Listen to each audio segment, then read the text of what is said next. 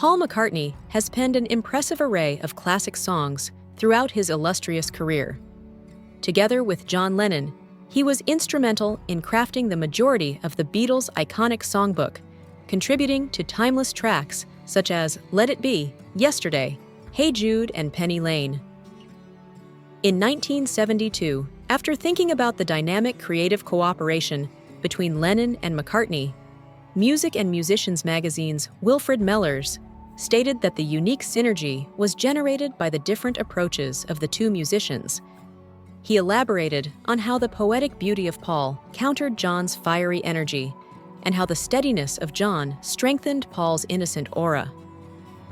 The songwriting partnership inspired many musicians of the 1960s and raised the standard for all of their peers. When they arrived in the U.S. in 1964, Bob Dylan was there to witness their historic entrance and said that they were doing things nobody else was.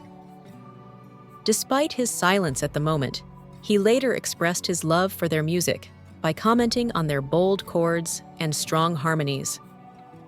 Even though many people wrote off the Beatles as just a passing fad among teens, Dylan sensed their revolutionary potential and knew they were setting the stage for what was to come in music. By 1963, the Rolling Stones had already achieved success with their debut single, I Wanna Be Your Man, which Lennon and McCartney had co-written. Their impact surpassed their own band. However, John was also a Dylan enthusiast and admitted to going through a Dylan period while he was a member of the Beatles, so the influence went both ways. Another legendary band from that time was another that Paul praised.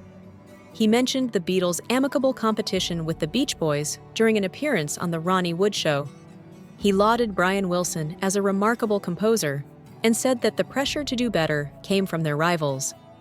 Just like Paul's partnership with John, they would jointly release songs that served as inspiration for one another. According to music critic Ian MacDonald, the Fab Four considered Pet Sounds, the 1966 album by the Beach Boys, produced by Brian Wilson in reaction to Rubber Soul, the 1965 album by the Beatles, to be one of the most groundbreaking albums of its time. In particular, Paul finds solace in a particular track from the Beach Boys' discography. It was in an interview he gave to BBC Radio 1 in 2007 that he disclosed the fact that, among his few songs, God Only Knows always makes him cry. He said it was a display of Brian Wilson's brilliance, a wonderfully composed love song. In reminiscing on his unforgettable performance with Wilson, Paul revealed that he became choked up during soundcheck. In addition, while talking about the song with Ronnie Wood, Paul revealed that he kept it together throughout the performance, but struggled during preparation.